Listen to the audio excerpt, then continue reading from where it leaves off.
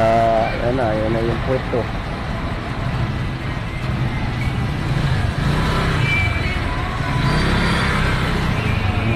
Pasok na yung pwesto. Basta makapasok na yung pwesto. Wala na.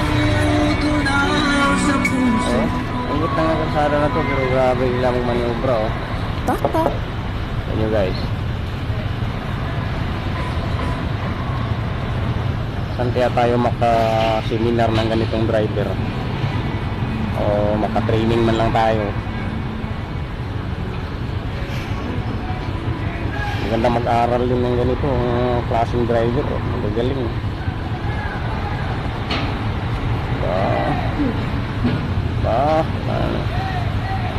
Yan yung forma ng trailer guys.